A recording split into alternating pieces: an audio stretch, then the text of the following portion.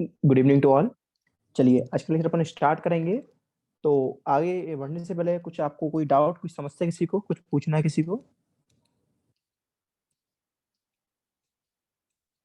चलिए फिर मैं आप लोगों से पूछता हूँ।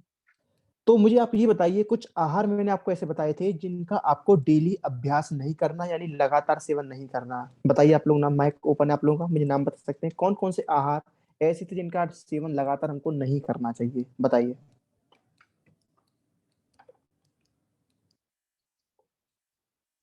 बताओ यार, मैंने याद कराया था तुम लोगों को, भूल गए तुम लोग? बताओ। आवाज आ रही है मेरी, नहीं आ रही है आप लोगों तक? आवाज आ रही है मेरी? इमरान, अवंतिका, अक्षय, अनुराग, आवाज आ रही है मेरी आप लोगों को?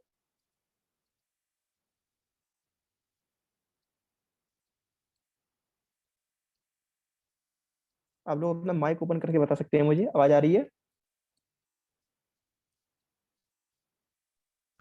Yes sir. ठीक। तो आप लोगों को याद है कौन कौन से मैंने ऐसे आहार बताए थे जिनका सेवन हमको लगातार नहीं करना? Yes sir. कुर्ची का बताओ फिर। फिलाट, चार मांस, हम्म। सुअर का मांस, गौ का मांस, भैंसा का मांस, मछली का मांस, दही उड़द, यवक। बहुत अच्छा। तो मैंने आपको याद करने का तरीका भी बताया था। पहले आपको कूर्चिका और किलाट याद करना था। फिर मैंने आपको कूर्चिका किलाट के साथ मैंने आपको बोल दिया था चार तरीके का मांस आया है, ठीक है। गाय का मांस था, भैंस का मांस था, मछली का मांस था और सौकर यानी सुअर का मांस था। फिर मैंने आपको दही बड़ा बोला था। दही बड़ा मैंने आपको बताया था कैसे बनता है दही बड़ा। तो दही होता है और जो बड़ा होता है वो उड़द की दाल का होता है, तो याद करना दही और उड़द की दाल। इसके अलावा मैंने एक स्पेशल पॉइंट बताया था, क्या था स्पेशल जिसका सेवन को लगातार नहीं करना है, स्पेशल स्टार मार्क जिस पर लगवाया था? यवक। यवक। यवक को हिंदी में क्या बोला गया था? जई। ठीक है। तो मैंने बताया था इनका सेवन, इन सबका सेवन आपको कैसे नहीं करना, लगातार नहीं करना। तो मैंने आपको कुछ ऐसे द्रव्य बताए थे जिनका सेवन आपको लगातार करना है। तो वो लगातार करने वाले कौन कौन से थे, उनका नाम भी बता दीजिए मुझे आप। शाली, षष्टिक, उद्ग, सैंधव, आमलकी, यव, अंतरिक्ष जल, पय, सर्पी, जांगल मांस। चलिए बहुत अच्छा। किसने बताया अभी आंसर, किसने दिया ये मुझे? आदिति ठीक। चौहान। अच्छा। देखिए बिल्कुल ऐसे याद करना है, आपने शायद श्लोक याद कर लिया, इससे अच्छा कुछ नहीं हो सकता। मैंने इसलिए आपका नाम पूछा। जो बच्चे श्लोक याद कर लेते हैं इस तरीके से वो नहीं भूलते। तो अगर आपको पॉसिबल है तो ऐसा श्लोक याद कर लीजिए। जैसे मैंने आपको बताया था कैसे याद करोगे, दाल चावल कैसे, दाल चावल। ये तब है जब आप भूल जाओ चीजों को। क्या कहते हैं, दाल मतलब दाल मैंने उसमें कैसे बताई थी, मूंग की दाल बताई थी। इसके अलावा मैंने आपको बताया था चावल यानी षष्ठी चावल, शाली चावल, दोनों वैरायटी आ जाएंगी। इसके अलावा दाल चावल आप क्या डाल दोगे, नमक डालोगे। क्या डालोगे इसके अलावा? नमक डालोगे, सेंधा नमक। आम्ल की चून खट्टा करने के लिए इसमें आम्ल डाल दोगे। इसके बाद फिर मैंने आपको बताया था इसके क्या कहते हैं, आकाश का जल ले लोगे, जल। दुग्ध ले लोगे, ठीक है, दुग्धम ले लोगे। और फिर क्या ले लोगे आप, क्या कहते हैं, इसके अलावा फिर मधु भी ले लोगे, ठीक है। तो कुछ इस तरीके से आपको ये बात मैंने आपको बताई थी। इसके अलावा मैंने एक बात और बताई थी आपको। एक बात मैंने आपको ये बताई थी कि कुछ पिष्टी में आहार होते हैं, पिष्टी में आहार, पिष्टी में गुरु आहार। तो इनका सेवन दो तरीके से मैंने बताया था, किस तरीके से बताइए? दो पॉइंट थे। पहला था क्या कहते हैं, भोजन के बाद में सेवन बिल्कुल नहीं करना चाहिए और खाली पेट पर थोड़ा सा ही सेवन करना चाहिए। भोजन के बाद बिल्कुल नहीं करना, और क्या कहते हैं खाली पेट थोड़ा सा करना है। और मुझे आप ये बता दो, क्या कहते हैं कि क्या कहते हैं जो आपके गुरु आहार है, गुरु आहार, इनको आपको मात्रा में कितना लेना है, गुरु आहार को मात्रा में बताइए। कुक्षी के हाफ या फिर 1/3 पार्ट। बहुत अच्छा। कुक्षी का या तो 1/2 या 1/3। लघु आहार को कितना लेना है, बताइए, लघु आहार को कितना लेना है? बचा हुआ पार्ट, लेकिन पूरा नहीं होना चाहिए कुक्षी। पूरा पार्ट नहीं बनना, यानी कि ना अति तृप्ति तक, ठीक है, ना अति तृप्ति, ना अति तृप्ति। कौन से आचार्य ऐसे हैं जिन्होंने बोला है, कहते हैं कि लघु आहार को तृप्ति तक लेना चाहिए? कौन से आचार्य ऐसे हैं? सुश्रुत। सुश्रुत। शिशुरुत। शिशुरुत ने क्या बोला है कि ये तो तृप्ति नहीं हो जाए, आप लघु आहार का सेवन कर सकती हैं। लघु है, कोई दिक्कत नहीं है, ठीक है। और जो हमारे कहते हैं, मैंने आपको एक बात और बताई थी कि जो बागवट है, बागवट ने क्या बोला है गुरु आहार के लिए, बागवट ने गुरु आहार के लिए क्या बोला है, बताइए आप। अर्ध अर्ध तृप्ति सोहित्य। तक। अर्ध सोहित्यम। क्या बोला है? अर्ध सोहित्यम, यानी कि आदि तृप्ति तक, ठीक। और लघु के लिए क्या बोला है? ना अति तृप्ति, ठीक है, ठीक है, ना अति तृप्ति। एक रक्त अतिसार प्रिया थी। रक्त अतिसार प्रिया में क्या वर्ड आए थे, रक्त अतिसार प्रिया में बताइए? वयस्य अर्धोदके चच्छागे। रक्त अतिसारंगी पेया। तो इसमें आप बिल्कुल आप सही बोले, मैं बीच में आपसे पूछता रहूंगा। पयस से अर्धो तक ये च छागे। और कहते हैं इसमें क्या आया था आम अतिसार में? दाड़िम अति सोठ। दाड़िम, अतीस और सौंठ। ठीक, तो सामला, सानाग्रम और कहते हैं अति विष्ठा, जिसको वो अतीश भी बोलते हैं। इस तरीके से तीन चीज में आई थी, मैंने बोला था दास सर, दास सर। ठीक, तो ये बातें हमारी यहाँ तक हो चुकी थी। अब थोड़ी सी आगे बढ़ जाते हैं, स्क्रीन लगाता हूँ और आज की बातें शुरू करते हैं। सोच रहा हूँ चरक का यही टाइम कर दूं 7 बजे, रात को थोड़ा बिजी हो जाता हूँ तो क्लास बहुत डिस्टर्ब हो जाती है। ठीक है, तो अपन यही 7 बजे रखेंगे क्लास, जिससे हमारी क्लास मिस कम से कम हो और डेली क्लास हो पाए। और बाकी संडे सैटरडे में कोशिश करा करेंगे ज्यादा तक क्लास लेने की। ठीक है, चलिए आज बचा वो चैप्टर 5 पर अपन कहते हैं आज पूरा नहीं हो पाएगा, चैप्टर 5 लंबा है। चरक के चैप्टर यार लंबे हैं। आगे कहते हैं इतने छोटे चैप्टर नहीं है कि एक दिन में या 2 दिन में हो जाए। इसके लिए अच्छा खासा टाइम देना पड़ सकता है। ठीक है, टाइम देना पड़ता है इसके लिए, समझना पड़ता है, नोट्स को तैयार करना पड़ता है, चीजें ढूंढ ढूंढ कर लिखनी पड़ती है, कौन सी के साथ चरण दी है। ठीक है, तो इसमें टाइम ज्यादा लगता है तैयार करने में, पढ़ाने में। ठीक है, तो देखिए यहाँ तक हमारी बातें हो गई थी। लगातार प्रयोग करने वाले आहार मैंने बता दिया था। षष्टिका, शालिका, मुदकम यानी दाल चावल, सेंधो, आमल की यवान, यानी यहाँ पर यव आया था और ऊपर क्या आया था, यवक आया था। ठीक है, यहाँ पर यवक आया था और नीचे क्या आया था, यव आया था। मैंने बोला था दोनों पे ही आपको स्टार मार्क करना है। पर आया था आंतरिक्षम पयम सर्पी जांगलम। ठीक है, तो आपको मैंने बताया था सर्पीश जांगलम मधु, मधु से मधु लोगे। यहाँ पय मतलब आप जल लोगे। ठीक है, पय मतलब आप जल लोगे, अंतरिक्ष पय मतलब जल। सर्पी, सर्पी मतलब यहाँ पर आप कह सकते हैं दूध के लिए आ गया। ठीक है, फिर मैंने बता दिया भागवत ने एक बात और बोली थी। भागवत ने क्या बोला था यहाँ पर, त्रिफला, त्रिफला को अगर आप मधु यानी शहद और सर्पी घी मिला कर लेते हो रात में, तो वो करता है नेत्रों को बल देता है, नेत्रों को बल देता है। अब आगे बढ़ेंगे, लिख रहा है आहार द्रव्य के प्रयोग का व्यापक सिद्धांत। जब भी कोई भी आप आहार द्रव्य का सेवन करते हो, तो आहार द्रव्य, कौन से आहार द्रव्य आपको सिलेक्ट करने हैं? तो पहला है स्वास्थ्यम येन अनुवर्तते। ये रेफरेंस भी इंपॉर्टेंट है और आपको ये दोनों पॉइंट याद होने चाहिए। पहला स्वास्थ्यम येन अनुवर्तते, यानी जो आपके स्वास्थ्य की वृद्धि करे। ठीक है, क्या करे, जो आपके स्वास्थ्य की वृद्धि करे। दूसरा लिख रहा है आ जाता नाम विकाराणाम अनुत्पत्तिकरण, दूसरा विकारों की उत्पत्ति ना करे। आप ऐसे ही भोजन हमेशा खाने की हेल्थ को मेंटेन करे, उसको डिस्टर्ब ना करे। दूसरा, जो आपके अंदर रोगों की उत्पत्ति ना करे। आपको कौन से आहार का सेवन करना है? पहला, जो आपके स्वास्थ्य का अनुवर्तन यानी इसकी वृद्धि करे, स्वास्थ्य को कहते हैं मेंटेन रखे, यानी स्वास्थ्य येन अनुवर्तनी, यानी पहला ये। दूसरा, आ जाता नाम विकारणाम अनुत्पत्तिकरम, यानी जो विकारों की उत्पत्ति ना करे। तो आपको इन दो पॉइंट यानी ये दो क्वालिटी जिसके अंदर मिल रही है, ऐसे आहार का सेवन करना है। तो लिख रहा है तंच नित्यम डेली प्रंजिता, उन आहार का प्रयोग करना है जो स्वास्थ्य ये अनुवर्तते, जो स्वास्थ्य की वृद्धि करें, उसका अनुवर्तन मतलब मेंटेन करके रखें। आ जाता नाम विकार नाम अनुत्पत्तिकरम चायत, और दूसरा, जो विकारों को, जो डिसीज को उत्पन्न ना करे। इन दो प्रकार के, या क्या कहते हैं, दो प्रकार के गुण या ये दो क्वालिटी जिसके अंदर मिल रही है, ऐसे आहार का सेवन आपको करना है। ठीक है, फिर लिख रहा है उपयुक्त श्लोक में ये बात कही गई है, यानी एक तरीके से यहाँ पर ऐसे फूड की बात करेगी जो कैसा हो, बैलेंस्ड हो, जिसके अंदर सारे पोषक तत्व हो और वो बासी ना हो। यानी एक तरीके से यहाँ पे आपको बैलेंस डाइट की या बैलेंस्ड फूड की बात की गई है। तो बैलेंस डाइट की यहाँ पे बात की गई है। ठीक है, आगे बढ़ते हैं। आगे सीधे आप आएंगे स्वस्थ वृत्त पर, सीधे आएंगे स्वस्थ वृत्त पर। Reference most most important, reference most most important. आपसे पूछा जाएगा पीजी में स्वस्थ वृत्त का वर्णन कहाँ आता है, तब टिक करेंगे चरक सूत्र 5, चरक सूत्र 5। ठीक है, तो स्वस्थ वृत्त यानी चरक सूत्र 5। अब देखिए, कोई मुझे आप में से ये बता सकता है कि स्वस्थ वृत्त से आप लोग क्या समझते हैं? एनीबॉडी बताइए कोई भी मुझे। जो स्वास्थ्य मेंटेन रखने के लिए करते हैं वो। चलिए बहुत अच्छा। देखिए व्रत का मतलब क्या होता है, गति या एक्टिविटी। व्रत का मतलब क्या होता है, एक्टिविटी, क्रिया। स्वस्थ मतलब हेल्दी एक्टिविटी, यानी वो एक्टिविटी जो हमारे स्वास्थ्य को मेंटेन रखे, डेट इज द स्वस्थ वृत्त। वृत्त का मतलब क्या होता है, एक्टिविटी करना। जैसे मेरा इस टाइम जो वृत्त है वो क्या है, पढ़ाने में, यानी मैं अपना जो मूवमेंट कर रहा हूँ, जो अपनी मेंटल, अपना मतलब मेंटली, फिजिकली, वर्बली, सब तरीके से पढ़ाने में वृत्त हूँ, मतलब पढ़ाने की तरफ आपका कहते हैं लगा हुआ हूँ। उसी तरीके से स्वस्थ वृत्त का मतलब क्या होता है, जो आपकी हेल्थ के लिए हो, यानी हेल्थ कॉन्शियस हो, यानी आपकी जो आपकी हेल्थ है उसको मेंटेन रखने के लिए काम करे।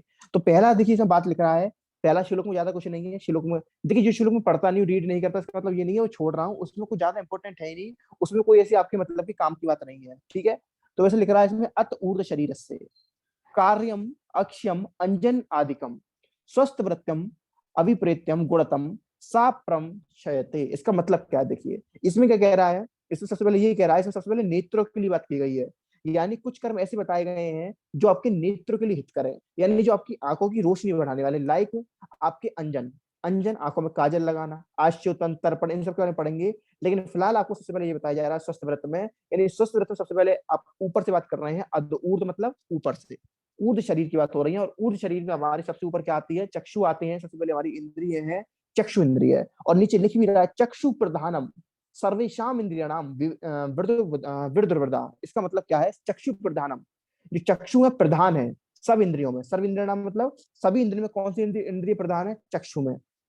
तब ध्यान रखना है कि अगर क्वेश्चन आता है पीजी में कि सब इंद्रियों में से कौन सी इंद्रिय प्रधान है, तो चक्षु इंद्रिय। और लिख रहा है अतः उसकी रक्षा करनी चाहिए। आपको पता है जो चक्षु होती है इसकी हमको रक्षा करनी चाहिए।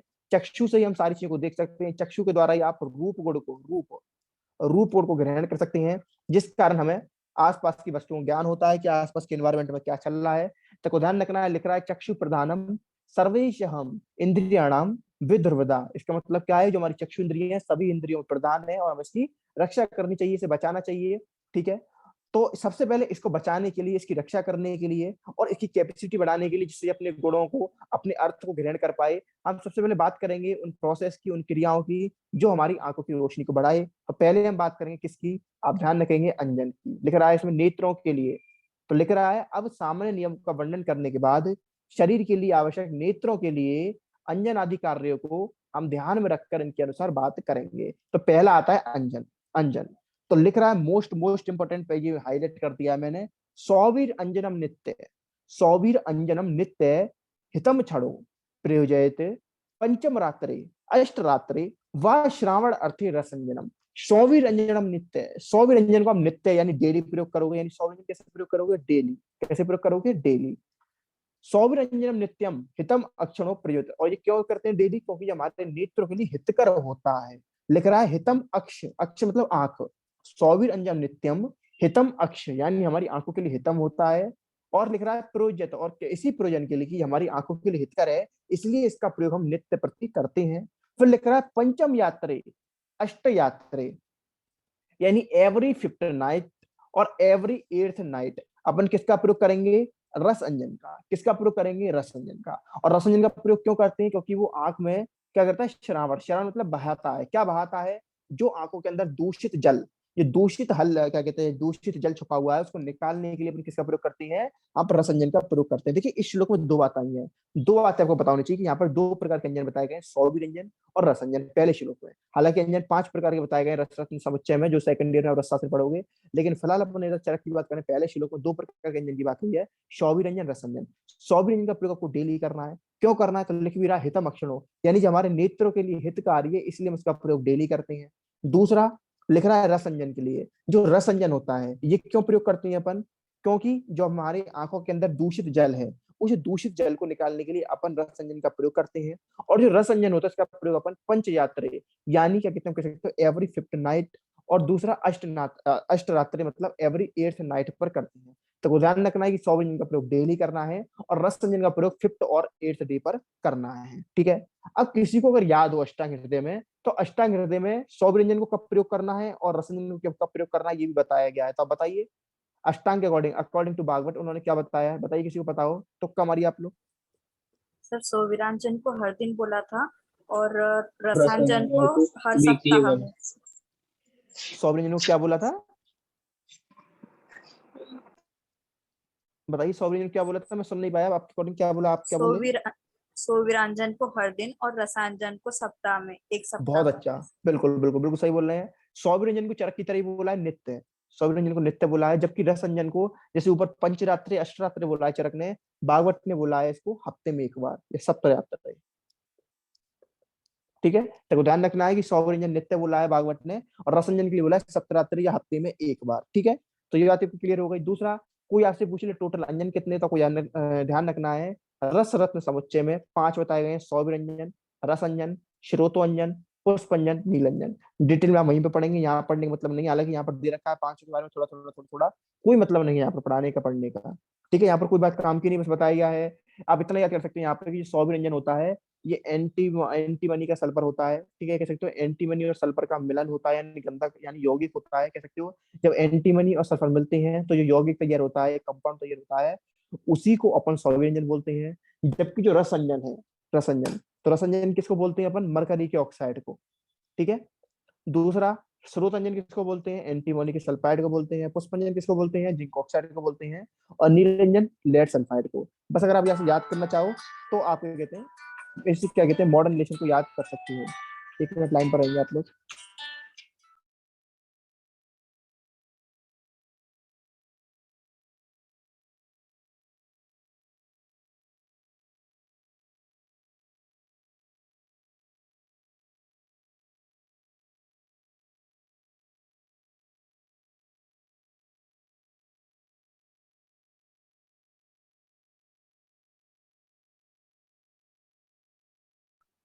चलिए आइए, तो अपन बात कर रहे थे किसकी? अंजन के बारे में। मैं बताया था यहाँ पर आप सिर्फ केमिकल फॉर्मूला इनके याद कर सकते हैं, ठीक है। तो सौविरंजन, रसंजन, स्रोतोंजन, पुष्पंजन, नीलंजन, 5 प्रकार के अंजन बताए गए हैं रस रत्न समुच्चय में। 5 प्रकार के नाम आपको याद करने हैं। आगे लिख रहा है नेत्र रोग में कफ दोष के प्राधान्य में हेतु। देखिए इस बात को समझिए, मैंने आपको पहले भी बताया था कि जो आपकी आंखें हैं, जो आपके चक्षु हैं, इसके अंदर अग्नि मावत की प्रधानता रहती है। और जो अग्नि है, अग्नि को भय किससे रहता है? जल से। जैसे अग्नि, अग्नि पर आपने पानी डाल दिया तो वो अग्नि बुझ जाएगी। यानी जो आपकी अग्नि है, इसको जल से भय रहता है। यानी आपकी जो आंखें हैं, इसके अंदर अग्नि मावत की प्रधानता है, और उस अग्नि महाभूत को जल का भय रहता है। जल मतलब कफ का, कफ के अंदर जल की प्रधानता। को पता है कि जो आपकी आंखें हैं, उसके अंदर क्या है? अग्नि महाभूत है। मैं नीचे थोड़ा थोड़ा ये लिख भी रखा है इसलिए मैंने ऊपर, जिससे क्या कहते हैं थोड़ा आसानी रहे। जो आंखें हैं, इसके अंदर अग्नि मावत की प्रधानता रहती है। और अग्नि को डर किससे रहता है? पानी से। और पानी का क्या कहते हैं काम कौन करेगा हमारी बॉडी में? कफ। तो कफ हो, तो यानी क्या कहते हैं जो हमारी आंखें हैं, इसके अंदर अग्नि मावत रहता है। और अग्नि को कफ से भय रहता है। किससे भय रहता है? कफ से भय रहता है। आपको पता है कि हमारी आंखों के अंदर जब तक क्या कहते हैं हमारा क्या कहते हैं पित्त है, या जब तक आपका अग्नि है, तब तक ही वो देख पा रहे हैं। जिस दिन उसके अंदर का क्या कहते हैं अग्नि समाप्त हो जाएगी, हमारी आंखों की रोशनी भी समाप्त हो जाएगी। यानी हमारी आंखों को कफ से भय रहता है, जल रूपी कफ से भय रहता है, जो उसके अंदर विकृति या डिसीज को उत्पन्न कर सकता है। तो ये बात लिख रही है। और तो हमें क्या करना है? हमारी आंखों के अंदर जो तेज महाभूत है, हमारी आंखों के अंदर जो अग्नि है, उसकी रक्षा करनी किससे? उसे जल रूपी कफ से। यानी हमारी आंखों के अंदर जो अग्नि महाभूत है, उसकी रक्षा में किससे करनी है? जल रूपी कफ से, जिससे वो कोई विकृति ना कर सके। और उसको करने के लिए अपन क्या करते हैं? नेत्र का प्रसादन कर्म करते हैं। आंखों में कफ नाशक कर्म करते हैं। तो ये लिख रहा है कि जो हमारी आंखें हैं, इसके अंदर अग्निवात की अधिकता रहती है। और उसको कफ से क्या कहते हैं दिक्कत रहती है, कफ से क्या कहते हैं डर लगता है। और इसलिए हमको वहां पे क्या करना है? कफ नाशक कर्म करना है। तो ये लिख रहा है चक्षुष तेजोमय, चक्षुष तेजोमय। तो चक्षु है, इसके अंदर तेज रहता है। तस्य विशेषस्य, विशिष्ट श्लेष मतो भयम। और इसको विशेष, विशेष मतलब खास तौर से, श्लेष में यानी जल से भय रहता है। तत् श्लेष वरम कर्म, तो हमें क्या करना है? श्लेष वरम यानी कफ हर कर्म करना है। हिते, जो हिते है अच्छा रहेगा किसके लिए? दृष्टि प्रसादनम, जो दृष्टि का प्रसादन करेगा। यानी जो चक्षु है, उसके अंदर तेज का अधिकता रहती है, तेज की अधिकता रहती है। और उसको जो विशेष कर भय रहता है, किससे रहता है? श्लेष्मा से रहता है। और तो हमको क्या करना है? हमको वहां पर श्लेष हरम, श्लेषण मतलब जो कहते हैं कफ को हरने वाला कर्म करना है, जो कि हमारी दृष्टि के लिए, हमारी दृष्टि को बढ़ाने के लिए लाभदायक होगा। तो हिंदी में लिख रहा है नेत्र तेज का स्वरूप है, अतः उसे श्लेष मां से भय रहता है, इसलिए कफ नाशक कर्म नेत्र को स्वस्थ करने में लाभदायक होता है। तो इसलिए हम आंखों के लिए कफ नाशक कर्म करते हैं, जिससे हमारी आंखों में कफ है वो निकल जाए, और हमारी आंखों के अंदर जो अग्नि महाभूत है वो ऐसा ही बना रहे। आपने सुना होगा कैटरेक्ट, मोतियाबिंद, कैटरेक्ट, मोतियाबिंद। आयरन को बोलते हैं सफेद कांच, सफेद कांच। आइट, जो आंखें एकदम व्हाइट हो जाती है, लाइमी एकदम, वो क्या कहते हैं मिल्की कलर की हो जाती है, तो ध्यान रखना है कि जो कैटरेक्ट है, मोतियाबिंद है, आयरन को सफेद कांच बोला गया है, जो एक तरीके से कफज विकार है। जब किसी की व्यक्ति की आंखों में कफ की वृद्धि हो जाती है, कफ विकृत हो जाता है, तब जाके उसको कैटरेक्ट होता है। कैटरेक्ट में क्या होता है? पेशेंट को दिखता नहीं है, फिर उसका ऑपरेशन होता है। तो अगर आप जो लोग डेली अंजन का प्रयोग करते हैं, सौर अंजन का प्रयोग करते हैं, और हफ्ते में एक बार रस अंजन का प्रयोग करते हैं, उनको कैटरेक्ट होने के चांस ना के बराबर रहते हैं। तो यही बात बताई जा रही है, जो आपकी आंख है उसके अंदर तेज माप की प्रधानता है, तो उसको क्या कहते हैं जल रूपी शिलेश वहां से बह रहता है। तो वो क्या करना है? कफ नाशक कर्म करना है, जो आपकी आंखों के लिए हितम रहेगा, अच्छा रहेगा। फिर लिख रहा है दिन में अंजन का प्रयोग ना करने हेतु। देखिए मैंने आपको दो प्रकार के अंजन बताए, एक बताया रसंजन, एक मैंने आपको बताया सौविरंजन। जो सौविरंजन है इसका प्रयोग आप डेली कर रहे थे। डेली क्यों कर रहे थे? क्योंकि वो आपके लिए हितकारी था। दूसरा जो था रसंजन, उसका प्रयोग कैसे कर रहे थे? पंचयात्रे अष्टयात्रे, चरक की बात है, चरक पढ़ा रहा हूँ, चरक की बात करूंगा। चरक में बताया गया जो आपका क्या कहते हैं रसंजन, इसका प्रयोग आप कैसे करोगे? पंचयात्रे अष्टयात्रे, यानी या तो 5वें दिन पर या 8वें दिन पर। उसका प्रयोग क्यों कर रहे थे? क्योंकि वो दूषित जल को निकाल रहा था। क्या कर रहा था वो? दूषित जल को निकाल रहा था। एक बात और समझेंगे आप, मैंने आपको बताया कि आपके जो चक्षु हैं, जो नेत्र हैं, उसके अंदर अग्निमावत की प्रधानता रहती है। इसका मतलब ये नहीं है कि आप अपनी आंखों को क्या कहते हैं हीट ज्यादा देंगे या आंखों में गर्म पानी डालेंगे, नहीं। आप अपनी आंखों को हमेशा हॉटनेस से बचाएंगे, ठीक है, हमेशा अपनी आंख को उष्ण चीजों से बचाएंगे।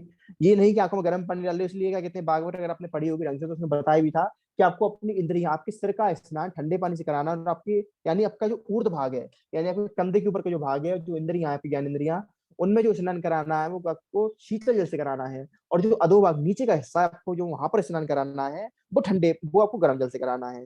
यानी हमेशा, इसका मतलब ये नहीं कि आपकी आंखों में अगर अग्निमावत की प्रदान है तो आप ये समझेंगे कि आप अपने आप आंखों में गर्म पानी डालने लग जाएं, या आप अपनी आंखों में ठंडे पानी का प्रयोग ना करें। आप देखते होंगे जब भी आपकी आंख लाल पड़ जाती है, सूज जाती है, कोई दिक्कत होती है, जलन होती है, इचिंग होती है, रेडनेस होती है, तो आप हमेशा उसमें ठंडा पानी डालते हैं, बर्फ का प्रयोग करते हैं, कभी भी उसमें गर्म पानी नहीं डालते। तो भले ही उसमें अग्निमावत की प्रधानता रहती है, तो आप उसमें कभी भी गर्म का प्रयोग नहीं करेंगे। आप ऐसे भी मान सकते हैं सर्वदा सद्भावना सामान्य वृद्धि कारणम, यानी उसके अंदर ऑलरेडी उष्णता बढ़ी हुई है, उसके अंदर ऑलरेडी अग्निभाव की प्रधानता है, और अगर आप उसमें और उष्णता देंगे और उष्ण जल का प्रयोग करेंगे और उष्ण वस्तुओं का प्रयोग करोगे तो उसके अंदर उष्णता और ज्यादा बढ़ जाएगी, क्योंकि आंखों को नुकसान पहुंच सकता है। इसलिए आपको ध्यान रखना है कि नेत्रों को हालांकि कफ से डर लगता है, नेत्र को हालांकि जल से प्रयोग से डर लगता है, नेत्रों को हालांकि शीत वस्तुओं से डर लगता है, लेकिन फिर भी आप उसमें शीतल वस्तु का प्रयोग करते हैं। हमारे नेत्र सौम्य होते हैं, ठीक है।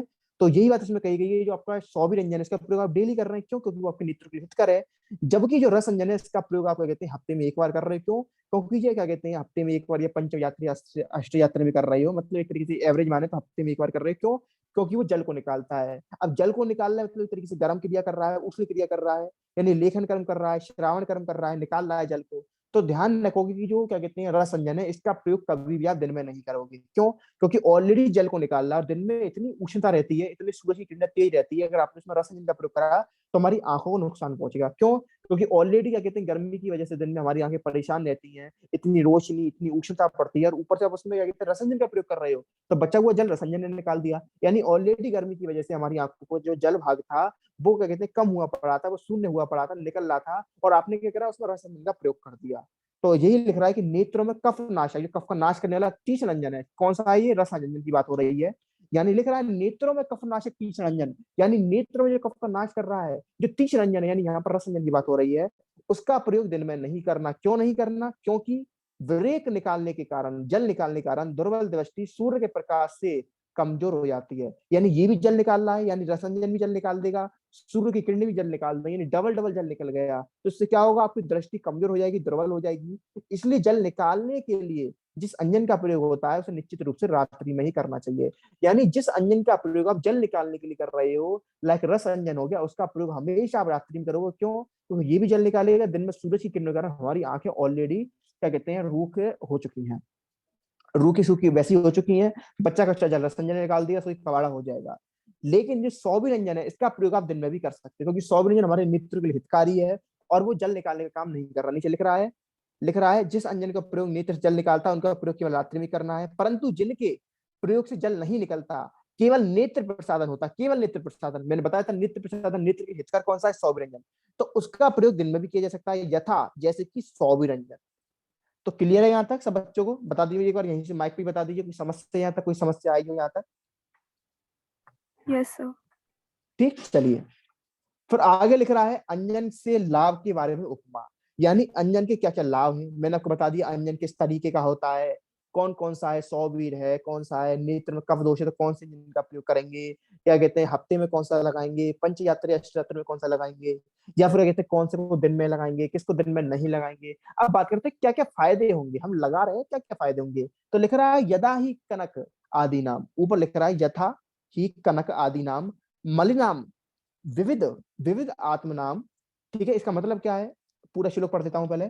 यथा ही कनक आदि नाम मलिनाम विविध आत्मनाम धौता नाम निर्मला शुद्धि तेल चा एलक चा आदि भी। मतलब मैंने इसमें ये लिख रहा है कि जिस तरीके से कपड़ा ले लो, तेल ले लो और ब्रश ले लो, इन सब की मदद से जब क्या कहते हैं कपड़े को चमका देते हैं, ठीक है, कपड़े को चमका देते हैं, आप कह सकते हो कोई भी धातु को चमका दिया। मैंने क्या करा, सोना था, मैंने क्या किया, एक ब्रश लिया और क्या कहते हैं एक क्या कहते हैं तेल लिया, फिर क्या करा, तब उस क्या कहते हैं ब्रश पर तेल लगा के, जैसे अपन पॉलिश करते हैं ना जूते वगैरह पे, क्या कहते हैं तेल वगैरह ले लिया, जो कहते हैं उसकी डाई रहती है, उससे अपन क्या करा जूते पॉलिश मार दी, फिर क्या करा कपड़े से पहुंच दिया। यानी इन तीनों आइटम की वजह से क्या होता है, वो जो क्या कहते हैं जूता होता है वो चमक जाता है। यानी ये यहाँ पर कह रहा है कि जिस तरीके से तेल का प्रयोग करने पर, कपड़े का प्रयोग करने पर और ब्रश का प्रयोग करने पर जो आपके धातुएं हैं, स्वर्ण, गोल्ड है, चांदी है, जितनी भी सारी धातु सब चमक जाती है, उसी तरीके से अंजन, आश्योतन, पुटपाक, तर्पण, इन पांचों विधियों का प्रयोग करने से आपकी आंखें भी चमक जाती हैं।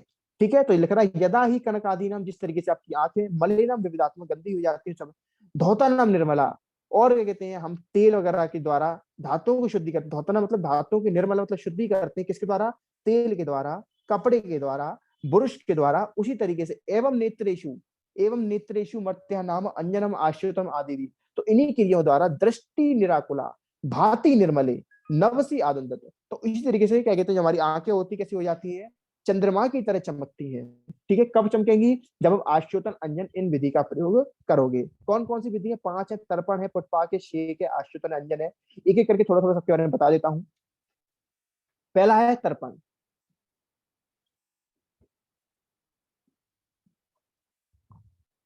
देखिए तर्पण, तो तर्पण के लिए मैंने आपको भागवत में बताया था, तर्पण में अपन क्या करते हैं, डिटेल में एक चैप्टर होता है तर्पण भागवत में, इसमें आगे पढ़ाएंगे, फिलहाल नहीं है। यहाँ पे थोड़ा विमर्श में इनके बारे में दिया गया है। तर्पण में क्या होता है, जो पेशेंट होता है उसको लेटाते हैं उत्तान सुपाइन पोजीशन में, और उसकी जो नेत्र होते हैं, जो उसकी आंखें होती हैं, उसकी चारों तरफ उड़द की दाल लेते हैं, उड़द की दाल का कहते हैं पीस करके एक पीठी या कह सकते हो एक चट्टी टाइप बना करके एक बाउंड्री बना देते हैं। यानी जो पेशेंट की आंख होती है उसके चारों तरफ उड़द की दाल की एक बाउंड्री, एक पीठी बना देते हैं, और उससे क्या करते हैं 2 अंगुल ऊपर से, 2 ऊपर अंगुल से अपन उसमें क्या कहते हैं औषधि या इसने डालते हैं। ठीक है, और औषधि या इसने डालते, तो ये लिख रहा है कि बात धूप या धूली से रहित, ऐसा स्थान यहाँ पर धूप नहीं आ रही हो, हवा नहीं आ रही हो, धूल मिट्टी नहीं आ रही हो, वहां पर अपन क्या कहते हैं पेशेंट को उत्तान सुपाइन लेटाते हैं, और उसके नेत्र को चार तरफ उड़द के आटे से क्या कहते हैं बाउंड्री बनाते हैं, और 2 अंगुल ऊपर से क्या करते हैं छिद्र रहित गोलाकार घेरा बना देते हैं, 2 अंगुल ऊंचा, कितना, 2 अंगुल ऊंचा घेरा, एक बाउंड्री होगी जिसकी ऊंचाई कितनी होगी, 2 अंगुल। तो ध्यान रखना है कि जब आपकी आंख है, आंखों के चारों तरफ आपने क्या बनाया, घेरा बनाया, आपकी आंख है, इसके चारों तरफ आपने क्या बनाया, और आपकी दाल की पीठी की बाउंड्री बनाई, जिसकी हाइट कितनी रखी आपने, 2 अंगुल रखी। फिर करेंगे हम पेशेंट को बोलेंगे अपनी आंखें बंद कर लो, आंखें बंद कर लो, फिर बोलेंगे गर्म जल डालेंगे, क्या डालेंगे, क्या कहते हैं गर्म जल, उसमें फिर के बाद क्या डालेंगे, घृत, और घृत के अंदर औषधि सिद्ध घृत होगा। यानी क्या करेंगे, घृत को गर्म करेंगे, उसके अंदर औषधि डालेंगे, जो औषधियां होंगी उनके गुण घृत के अंदर आ जाएंगे, फिर उसको छान लेंगे और उस घृत को भी उसके अंदर डालेंगे, और जो क्या कहते हैं उसको भर देंगे, फिर बोलेंगे पेशेंट को अब अपनी आंखें खोल लो, तो क्या होगा, उसकी आंखों पर सेक लगेगा, एक तरीके से कह सकते हो जो औषधियां गरम गरम घी में मिलकर के उसकी आंखों के अंदर जाएंगी। तो क्या होता है, ये तर्पण क्रिया बहुत लाभदायक होती है। ठीक है, लिख भी रहा है, सुख स्वप्न, अच्छी नींदें आती हैं। ठीक है, बहुत फायदा है, सुख स्वप्न बोधत्व, आंखों को अपनी क्रिया जो बोध होता है, आंखों का क्या होता है, बोध करना, रूप का बोध करना, क्या देख रहा है इसका बोध करना, तो वो अच्छा हो जाता है। ठीक है, वर्ण, क्या कहते हैं अच्छा दिखने लग जाता है उनको। ठीक है, तो ये सब काम होते हैं। थोड़ा थोड़ा विमर्श में क्या कहते हैं बात है, थोड़ा बता दे रहा हूँ कि 2 अंगुल की बाउंड्री बनानी है, उड़द की दाल की बनानी है, पेशेंट को सुपाइन पेशेंट मिटाना, आंखें बंद कर देनी है। ठीक है, फिर करना है जो घी है, घी के अंदर जो औषधि सिद्ध की गई है उसको डाल देना है, जब डाल दो भर दो उसको, फिर बोलना है कि अपनी आंखें खोल लो। ठीक है, और उस गोले को इतना भर देना है कि जो उसकी नेत्र है, जो उसकी पलक है, पलक पूरी डूब जाए। ठीक है, जब पलक पूरी डूब जाए क्या कहते हैं, तो उसकी आंखों खुलवाएंगे, बार बार खुलवाएंगे, बंद करेंगे, तो इसी का नाम क्या होता है, तर्पण क्रिया होता है। नेत्र के लिए हितकारी होती है, आंखों की रोशनी बढ़ाती है। ठीक, आगे बात करेंगे पुटपाक की। पुटपाक, पुटपाक में क्या होता है ये भी मैं आपको बता चुका हूँ। पुट का मतलब होता है हीट देना, क्या कहते हैं इसमें क्या करते हैं जो औषधियां होती हैं उसको गर्म करके पुटपाक विधि से, पुटपाक में आपको बताता रस्सा से पड़ेंगे, 2 मिट्टी के सकोरे लेते हैं, इसमें बीच में कोई भी औषधि लेते हैं, उसको बंद कर देते हैं, पैक, फिर अग्नि देते हैं, तो उसका स्वरस निकल जाता है, डेट इज अ पुटपाक। तो इसमें क्या करते हैं अपन, क्या कहते हैं पुटपाक विधि से जो औषधि लेते हैं उनको स्वरस निकाल लेते हैं, फिर उसको निचोड़ करके आंखों की रोशनी में डालते हैं। ठीक है, तो ध्यान रखना है कि जो पेशेंट है उसके लिए पुटपाक देने के लिए क्या करना है। सबसे पहले पुटपाक का मतलब क्या होता है, 2 सकोरे लोगे, उसके बीच में औषधि रखोगे और उसको हीट दोगे। जब उसको हीट दोगे तो क्या होगा, एक समय का जो औषधि है उसका स्वरस निकल जाएगा निचोड़ने पर। जैसे मैंने क्या करा, क्या कहते हैं जो नीम का था, या कहते हैं आप कह लो फॉर एग्जाम्पल नीम के पत्ते ले लिए, मैंने उसको क्या करा, क्या कहते हैं उसके बीच में रख दिया, किसके बीच में, सकोरों के बीच में, और उसको क्या कहते हैं संधि बंद करके मिट्टी का लेप करके अग्नि दे दी। जब गर्म होगा गर्म होगा गर्म होगा, एक समय के बाद क्या कहते हैं जब वो गर्म हो जाएगा क्या कहते हैं प्रॉपरली, उसको बाहर निकालूंगा, और बाहर निकालने के क्या करूंगा, उसको निचोड़ूंगा कपड़े बांध करके। जब कपड़े बांध करके निचोड़ूंगा तो उसका स्वरस निकल जाएगा, फिर उस स्वरस को अपन आंखों में डालेंगे, ठीक है, उससे तर्पण करेंगे, डेट इज अ पुटपाक। तो ये पुटपाक होता है। जो पुटपाक होता है ये 3 तरीके का होता है, लेखन, रोपड़ा, स्नेहन। लेखन, स्नेहन, रोपड़ा। आप याद करोगे लेजर, क्या याद करोगे, लेजर, क्या याद करोगे, लेजर। सारे भेद में भी आपको याद करा दूंगा। सेक का मतलब मैंने आपको बताया था, सेक क्या करते हैं, आंखों को सेकते हैं, ठीक है। आजकल क्या हो रहा है, क्या कहते हैं कांच का इंस्ट्रूमेंट आता है, कांच का पात्र बर्तन आता है, उसमें अपन क्या करते हैं जो औषधि वगैरह ली जाती है उसको गर्म करते हैं, फिर उसको सेक लगाते हैं, बस थोड़ा बहुत अभी आपको ध्यान करना है, डिटेल में आप नहीं जाओगे, ठीक है। फिर आगे लिख भी रहा है कि यद्यपि आजकल केवल गर्म जल या बोरिक एसिड का प्रयोग किया जाता है, उसे मिलाकर के सेक किया जाता है, पर प्राचीन काल में हम क्या कहते हैं पहले की तरह जैसे बताया जाता था पहले उस तरह करते थे। वातज रोगों में स्नेहन, पित्तज रोगों में रोपण, और कफज रोगों में लेखन। तो पहले आपको भेद याद करा देता हूं, कॉन्फिडेंस बढ़ जाए। तो पुटपाक हुआ, सेक हुआ, आश्रितन हुआ। पहले 5 आइटम कौन कौन से याद करेंगे। सबसे पहले तर्पण, सबसे पहले तर्पण, फिर पुटपाक है, फिर शेक है, फिर आश्योतन है, फिर अंजन है, यानी टीपी सा। क्या, टीपी सा, ठीक है। टीपी ऐसे याद कर लो, या टीपी सा याद कर लो, टीपी ऐसे, टीपी ऐसे, ठीक है, टीपी ऐसे। टी से क्या है, तर्पण है, पी से क्या है, पुटपाक है, एस से क्या है, सेक है, ए से अंजन है, और ए से आश्वासन है। तो क्या याद करना है, टीपी ऐसे, टीपी ऐसे, टीपी ऐसे। इसमें तर्पण के भेद नहीं बताए गए यहाँ पर, पुटपाक के भेद बताए गए हैं, सेक के भेद बताए गए हैं, आश्वासन के भेद बताए गए, अंजन के। जो पुटपाक है, सेक है, आश्वासन है, इनके भेद सेम है। लेजर, क्या याद करोगे, लेजर। एल से लेखन, एस से स्नेहन, आर से रोपण। सब बच्चों को पुटपाक, सेक, आश्वासन के लिए क्या याद करना है, लेजर। एल से क्या हो जाएगा, लेखन हो जाएगा, एस से क्या हो जाएगा, स्नेहन हो जाएगा, आर से रोपण। अंजन के लिए याद करोगे लपर, क्या याद करोगे, लपर। एल से क्या हो जाएगा, लेखन हो जाएगा, ठीक है। पी से क्या कहते हैं, आप कह सकते हो क्या कहते हैं प्रयोगिक हो जाएगा, और आर से रोपण हो जाएगा, ठीक है। देखो प्रसादन है, यहाँ पे प्रयोगिक की जगह प्रसादन है। प्रयोगिक मुझे उसका याद था, क्या कहते हैं धूमपान के लिए प्रयोगिक आता है।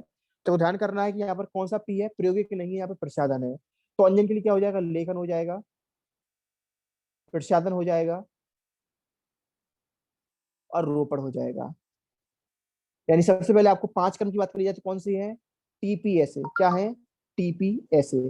अब टीपीएसए जो है, टीपीएसए, टीपीएसए में मैंने आपको बताया तर्पण के यहाँ पे भेद नहीं बताए गए। क्या कहते हैं पुटपाक के, सेक के, आश्वासन के, अंजन के बताए गए हैं। पुटपाक, सेक, आश्वासन स्टार्टिंग के 3, मिडल के 3 का लिए आप क्या याद करोगे, लेजर। एल से लेखन, एस से स्नेहन, आर से रोपण। अंजन के लिए याद करोगे लपर, क्या याद करोगे, लपर। लेकिन बागवट ने क्या माना है, लेजर ही माना है, यानी यहाँ से स्नेह से स्नेहन ही माना है। स्नेहन और प्रसादन एक ही बात मानी, उन्होंने बोला है जो प्रसादन है वो स्नेहन के अंदर आ जाता है। जब अपन स्नेह का प्रयोग करेंगे तो ऑलरेडी आंखों की जो रोशनी है उसका प्रसादन हो जाएगा, उसकी वृद्धि हो जाएगी। इसलिए उन्होंने क्या कहते हैं पी की जगह यहाँ पर एस लिखा है। तक ध्यान रखना है, पुष्य पुटपाक, शेक और आश्यतन लेजर है, यानी लेखन है, स्नेहन है, रोपण है। और अंजन के लिए क्या है, लपड़ है, लपर, ठीक, लपर। लपर लपर बोलते हैं ना ज्यादा, लपर लपर मत बोलो तुम, तो लपर। तो ठीक है, लपर मतलब एल से लेखन, पी से प्रसादन, आर से रोपण। तो ये 5 बात हमारी हो गई। फिर मैं आपको एक बार और बता देता हूँ, तर्पण में मैंने क्या करा, आपको एक पेशेंट को तान लिटाया, और जो उड़द की दाल थी उसकी बाउंड्री बनाई, बाउंड्री की ऊंचाई 2 अंगुल ली। फिर जब वो सूख जाए रोगी के नेत्र को बंद करा देना, उसको कब तक भर देना, उसकी जो नेत्र के पलक है वो भीग ना जाए, फिर उसमें घृत डाल देना। घृत कैसा होना चाहिए, औषध सिद्ध होना चाहिए। फिर अन्य पेशेंट को बोलोगे आंख खोलो, बंद करो, ठीक है। तो इस तरीके का नाम हमने क्या बोला, तर्पण। इसके भेद नहीं बताए गए। पुटपाक के भेद 3 बताए गए थे, ठीक है, मैंने बता दिया। क्या बताया, लेजर, लेखन, स्नेहन, रोपण। सेक के लिए मैंने बताया, इसके लिए भी लेजर है। तो क्या कहते हैं जो लेखन कर्म किसमें करोगे, आपको पता है कफज रोग हो जाएंगे तो अपन लेखन कर्म करते हैं। पित्तज रोग में अपन रोपण करते हैं, वात रोग में अपन स्नेहन करते हैं। तो कोई बड़ी बात नहीं है, आपको अगर लेजर याद है तो लिख दोगे कि रोपण किस लिए करोगे, आप याद कर लोगे पित्त के लिए। स्नेह किसमें देते हो, वात के लिए। लेखन किसमें करते हो, कफ के लिए। कॉमन सेंस है, लेखन हमेशा कफ के लिए। स्नेह किसमें दोगे, वात में ही दोगे। और रोपण किसमें करोगे, पित्त में करोगे, ठीक है। आगे आश्योतन, आश्योतन में भी अपन क्या करते हैं, यही काम करते हैं। 3 भेद हैं, लेजर, ठीक है, क्या याद करोगे, लेजर। अब बात हुई अंजन की, तो अंजन क्या कहते हैं, भेद अंजन के बारे में भी डिटेल में पढ़ेंगे, लेकिन फिलहाल ध्यान रख लो कि क्या कहते हैं अंजन क्या है। लपर बोला गया है, लेखन, प्रसादन, रोपण। ऊपर ही पढ़कर आए थे, प्रसादन बोला गया था, रोपण बोला गया था, लेखन बोला गया था, ठीक है। अभी अंजन आगे आएगा, अभी आप देख रहे होंगे अंजन अभी थोड़ा आगे आएगा, और ऊपर हमने लेखन अंजन पढ़ा भी था, ठीक है। तो अंजन के बारे में फिलहाल आपको इतनी बात ध्यान करनी है कि अंजन क्या कहते हैं कितनी प्रकार का होता है। तो लपर ध्यान रखेंगे, जबकि जो भागवत उन्होंने बोला है लेजर ही उन्होंने बोला है, प्रसादन को उन्होंने स्नेहन के अंदर ही रख दिया। एक बात और आती है, जब आपने क्या कहते हैं भागवत संहिता पढ़ी थी, तो वह प्रत्यंजन आया था। प्रत्यंजन किसी को याद है? प्रत्यंजन क्या होता है? प्रत्यंजन, प्रत्यंजन किसी को पता है आप में से? इसका प्रतिदिन अंजन। चलिए, आपने एक जने ने सही बोला, प्रतिदिन लगाने वाला। इसके अलावा एक परिभाषा और आई थी प्रॉपर, जब मैंने आपको अंजन चैप्टर पढ़ाया था भागवत में, एक डेफिनेशन और आई थी, याद करिए। मैंने आपको बताया था जब तीक्ष्ण अंजन के प्रयोग से, अब याद आया किसी को आगे का? कौन सा पूछना चाह रहा हूँ मैं, बताइए। अब भी याद नहीं आया आपको? मैंने बताया था कि जब तीक्ष्ण अंजन के प्रयोग से आपके नेत्र क्या कहते हैं परेशान हो जाएं, या कहते हैं एकदम उनसे क्या हो जाए, तीक्ष्ण अंजन के प्रयोग से एकदम थक जाए, तो उसको संतप्त करने के लिए अपन जिस अंजन का प्रयोग करते हैं डेट इज द प्रत्यंजन। और वो किस फॉर्म में होता है? चूर्ण फॉर्म में होता है ये। तो ये लिख रहा है जब तीक्ष्ण अंजन के कारण हमारे नेत्र को तकलीफ होने लगे, कष्ट होने लगे, तो उसको दूर करने के लिए जिस अंजन का प्रयोग किया जाता है उसी को अपन क्या बोलते हैं? प्रत्यंजन बोलते हैं। ठीक है, और किस फॉर्म में होता है? चूर्ण की फॉर्म में होता है, पाउडर फॉर्म में होता है। तो लिख देते हैं क्या लिख रहा है अंजन के लिए। लिख रहा है शलाका या उंगली से लगाया जाता है। शलाका मैंने बताया, शलाका जो लेती है उसकी टिप कैसी होगी? पॉइंटेड नहीं होगी, गोल आकार की होगी, इससे आंखों को हानि ना पहुंचाए। फिर लिख रहा है शलाका या उंगली से नेत्र में औषध लगाने को अंजन कहते हैं। ये दोष अनुसार, कर्म अनुसार, लेखन, रोपण, प्रसादन, लपर होती है। ठीक है। फिर लिख रहा है भागवत ने स्नेहन एक और भेद माना, लेकिन उसका अंतर्भाव प्रसादन में कर लिया। उन्होंने भागवत ने क्या माना है? स्नेहन माना है, लेकिन स्नेहन को उन्होंने प्रसादन के अंदर ही मान लिया है। ठीक है, ये बात बता दी। फिर लिख रहे हैं निर्माण विसर्जन तीन प्रकार का होता है। गुटिका होता है, रस होता है, चूर्ण होता है, भागवत ने पढ़ लिया। विधि के अनुसार भी होता है, तीक्ष्ण और मृदु दो भेद का होता है। कुछ ऐसे होंगे तीक्ष्ण होंगे, पेनिट्रेटिंग नेचर के होंगे, कुछ होंगे मृदु होंगे, सॉफ्ट होंगे। ठीक है, तो यही बात मैंने बताई। और फिर मैंने आके प्रत्यंजन बताया कि अब तीक्ष्ण अंजन से संतप्त नेत्र में प्रसादन के लिए तीक्ष्ण अंजन के बाद जो अंजन लगाया जाता है डेट इज अ प्रत्यंजन। ठीक है, तो देखिए यहाँ तक हमारी बात हो गई। ठीक है, यहाँ तक हमारी बात हो गई। अब बात करेंगे धूमपान से। तो आइए चैट सेक्शन, यहाँ तक कोई समस्या है किसी बच्चे को? कोई समस्या सबको क्लियर है यहाँ तक? इमरान, अदिति, अवंतिका, अक्षय, अनुराग, आशीष, सब बच्चों क्लियर है? जिन बच्चों का नाम ले लिया वो भी बता सकते हैं, कोई समस्या वो भी बता जी सकते बहुत हैं। क्लियर है। ठीक है। सर वो भुट्टी का क्या था?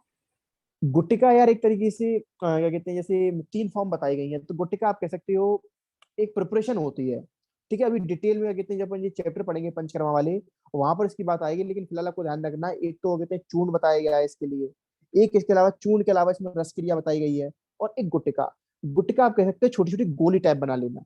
ठीक है, गुटिका मतलब एक कह सकते हो छोटी छोटी गोली टाइप बना लेना। रस क्रिया आप कह सकते हो चटनी टाइप बना लेना।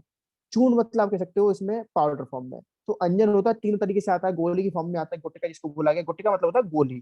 ठीक है, गुटिका आपने नाम सुने होंगे, गुटिका, गुड़ू चियाटी की गुटिका, यानी क्या कहते हैं गुटिका का मतलब इसके लिए होता है गोली। यानी अंजन की हम कुछ गोलियां बना लेते हैं, कुछ की चटनी बना लेते हैं, कुछ का चूर्ण बना लेते हैं, ड्राई अंजन। ठीक है, तो क्या कहते हैं गुटिका का मतलब क्या हो गया? गोली बना लेना। तो फॉर्म होती है, लिख रहा है ना, क्या कहते हैं निर्माण। निर्माण वैसे मतलब किस तरीके का उसका निर्माण कर रहे हो, गोली बना रहे हो, या उसका कहते हैं चटनी बना रहे हो, कल्क बना रहे हो, क्या है उसका रस निकाल रहे हो, ये इसको सूखे पाउडर फॉर्म में रख रहे हो। डिपेंड करता है किस तरह की प्रिपरेशन ले रहे हो। अगर क्या कहते हैं पाउडर फॉर्म में ले रहे हो तो चूर्ण बोल दोगे। अगर उसको क्या कहते हैं गोली बना रहे हो, उसकी क्या कहते हैं टेबलेट बना रहे हो, क्या कहते हैं दैट इज द गुटिका। तो गुटिका का मतलब क्या होता है? गोली बनाना। ठीक है, चलिए अब बात करेंगे धूमपान की। धूमपान, तो आप में से कौन कौन धूमपान करता है? सर हाँ शिवांगी बताओ। सर ये जो आपने बताया था कि आंखों को ये हॉटनेस से बचा के रखते हैं, तो सर सेक में तो गर्म जल का यूज कर रहे हैं। लेकिन उसके अलावा उसमें स्नेह भी है, उसके अलावा उसमें आयुर्वेदिक औषधियां भी हैं, और उसके अलावा वहां पर आयुर्वेदिक डॉक्टर भी है। एक आपने नाम सुना होगा अति योग। अति योग नहीं करना हमको, हमको हमेशा सम्यक योग करना है। तो पहली बात क्या कहते हैं, आपकी बात बिल्कुल सही है कि आपको बचा कर रखना है, लेकिन आप देख रहे होंगे कि यहाँ पर मैंने ये भी बताया कि आप यहाँ पर गरम गरम क्या कहते हैं गुनगुना घी भी डाल रहे हो। लेकिन मैंने आपको ये भी तो बताया क्या कहते हैं कि जो आंखें हैं उसके लिए जो घी होता है, घी क्या करता है? अग्नि की वृद्धि करता है। तो यहाँ पर घी भी तो डाल रहा है, क्या कहते हैं, यानी कि आपकी आंखों के अंदर जो अग्नि महाभूत है उसकी रक्षा के लिए हमने अग्नि डाल दिया। उसके अलावा जो स्नेह होता है, स्नेह एक तरीके से प्रोटेक्शन करता है, यानी उष्ण तक से बचाने का काम करता है।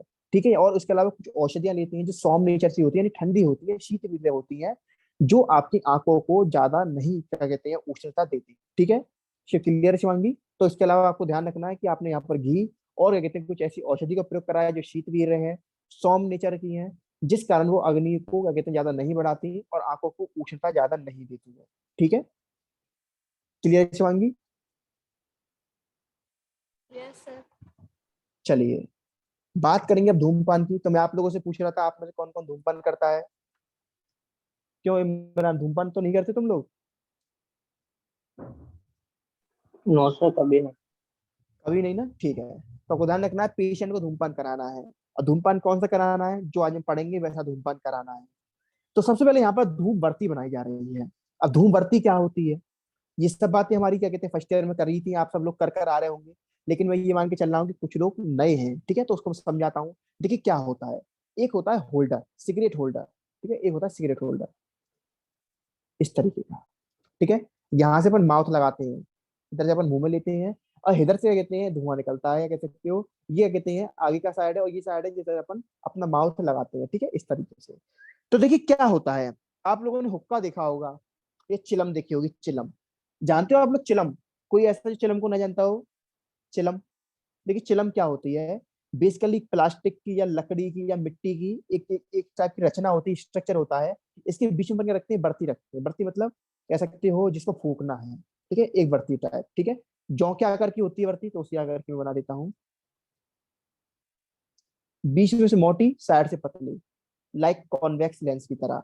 तो क्या हुआ, ये धूम नेत्र है जिसको अपन मुंह में लगाएंगे, ये धूम बढ़ती है, यानी ये प्रिपरेशन है जिसको अपन को प्रयोग करना है। जैसे सिगरेट रहती है, तो सिगरेट की जो आउटर कवरिंग है डेट इज धूम नेत्र। सिगरेट की जो आउटर कवरिंग है जो पेपर की, डेट इज धूम नेत्र। और सिगरेट के अंदर तंबाकू भरा हुआ है, जो भी और क्या कहते हैं औषधि, जो क्या कहते हैं उसके अंदर केमिकल है, डेट इज द धूमवर्ती। तो धूमवर्ती का मतलब क्या हो गया, जिसको फूकना है, जिसको फूकना है, यानी जो क्या कहते हैं माल मसाला, जो तंबाकू है, जो भी चीज है, डेट इज द धूमवर्ती। समझने के लिए धूमवर्ती कंपोनेंट्स में आपको बताऊंगा अभी, लेकिन समझने के लिए धूमबत्ती का जो भी कंपोनेंट है तंबाकू वगैरह, और धूम नेत्र क्या है जो क्या कहते हैं चिलम टाइप है, जो प्लास्टिक है या सिगरेट की आउटर करवेंग है। ठीक है, दैट इज द धूम नेत्र। तो धूम नेत्र के अंदर, धूम नेत्र पर मुंह में लगाते हैं, धूम नेत्र के ऊपर धूम बत्ती रखते हैं और उसको फूकते हैं फिर। ठीक है, ये अपन पेशेंट को धूमपान कराते हैं। तो किसी को अगर याद हो तो मैंने ये बताया था कि क्या पंचकर्मा में किस किस कर्म के बाद धूमपान कराओगे, किसके बाद नहीं कराओगे, किसी को याद है?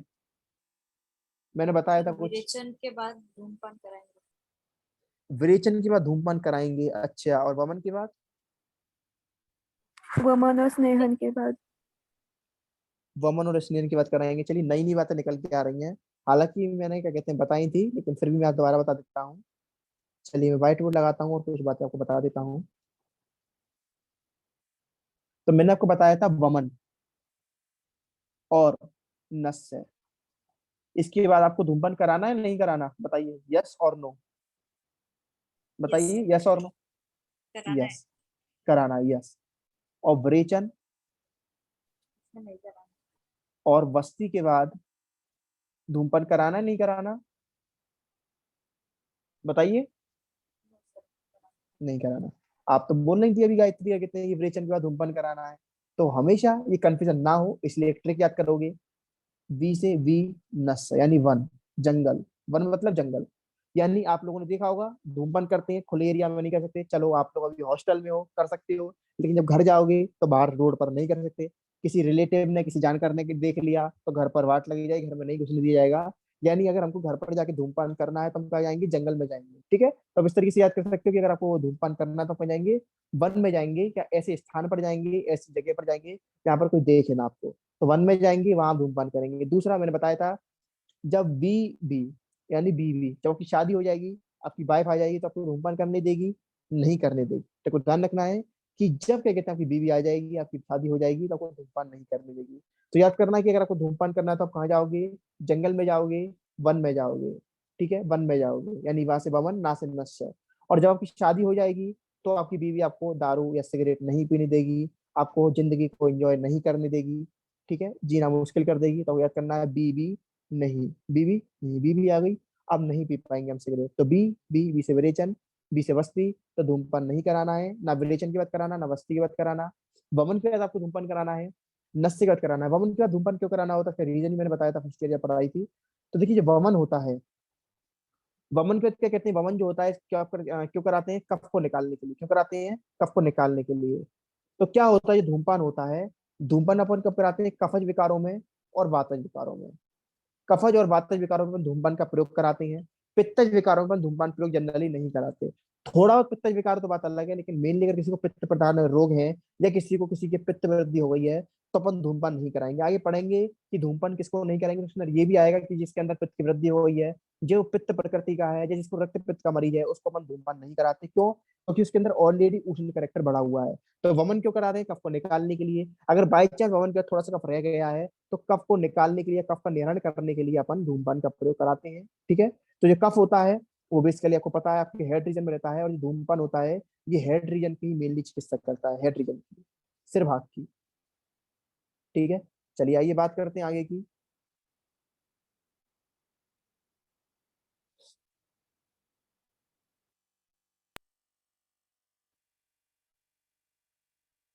ठीक है, फिर धूम बत्ती यानी जो केमिकल है जो फूकना है कैसे बनेगा इसकी बात हो रही है, तो वो ध्यान रखना है कि कुछ क्या कहते हैं काफी सारे द्रव्य लिए गए हैं, आपको 2-3 नाम याद करने हैं। पहला श्रीवेष्टकम, दूसरा शल्लकी। श्रीवेष्टकम शल्लकी 2 नाम याद करोगे, और इसकी आकृति बताइए यव क्या करके, यानी बीच में मोटी अंत में पतली, बीच में मोटी इधर बीच में मोटी अंत में पतली। ठीक है, ये लिख रहा है। क्या कहते हैं कि आपको काफी सारी औषधियां लेनी है। कौन कौन सी? ध्यामक है, मधुक है, जटामासी है, शर्करा है, छाल है, गूलर की छाल है, पीपल की छाल है। ठीक है, ये सब औषधि लेनी है। फिर लिख रहा है कि बीच में क्या करना है, जौ के आकार की क्या करना है, एक लकड़ी लेनी है, एक लकड़ी लेनी है, इसमें जौ के आकार की बढ़ती बनानी है। कैसे? इस तरीके की, बीच में मोटी साइड में पतली, और जब ये सूख जाए तो इस सीख को निकाल के फेंक देना है। ठीक है, और जो बढ़ती की लंबाई कितनी लेनी है? 8 अंगुल।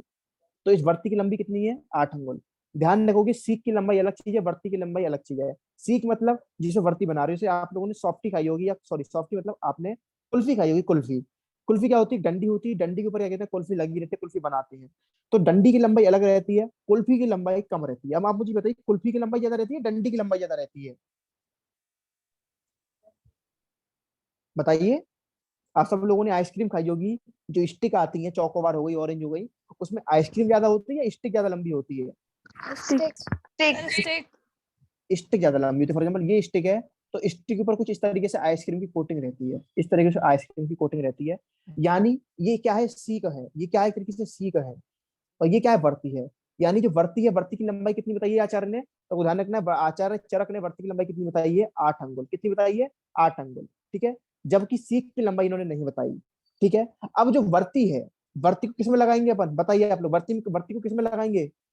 जल्दी बताइए।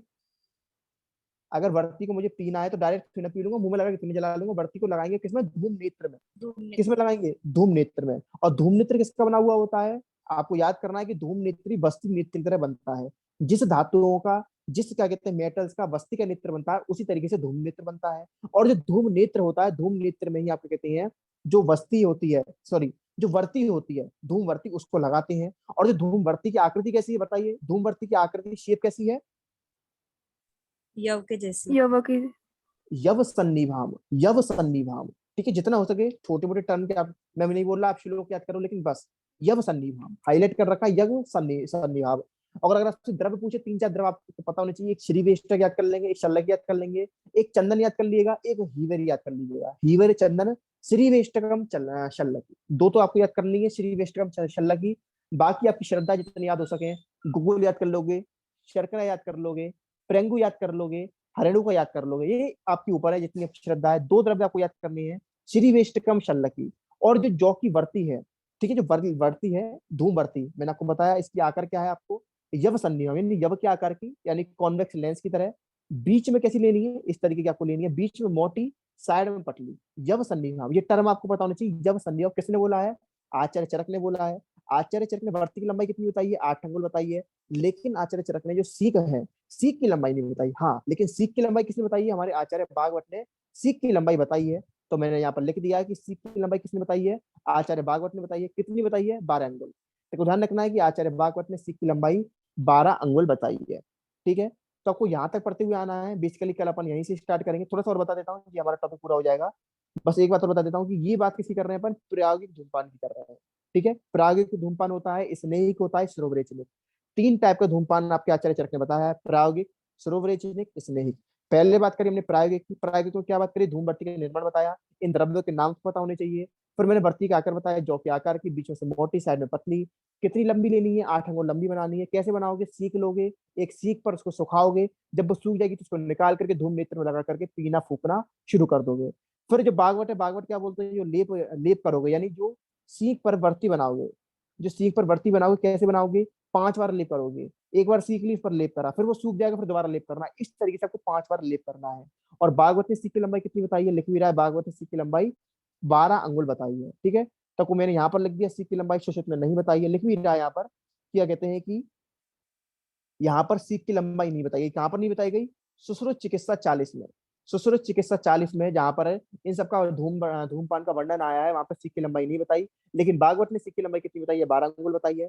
चरक ने भी सीख की लंबाई नहीं बताई। ठीक है, तो वर्ती की लंबाई अलग चीज है, सीख की लंबाई अलग चीज है। वर्ती की लंबाई हमेशा कम होगी, सीख की लंबाई हमेशा ज्यादा होगी। जिस तरीके से चौकोबार में डंडी छोटी हो, डंडी बड़ी, आइसक्रीम छोटी होती है, उसी तरीके से कहते हैं यहाँ पर जो वर्ती होगी वो छोटी और सीख बड़ी होगी। ठीक है, तो आगे की बात हम कल करेंगे। आज के लिए इतना ही लगभग, आज के लिए हमारा काफी टॉपिक हो गया। आपका काम है यहाँ तक पढ़ के आएंगे, कोई समस्या होगी मुझे बताएंगे, कोई डाउट होगा व्हाट्सएप करेंगे मुझे।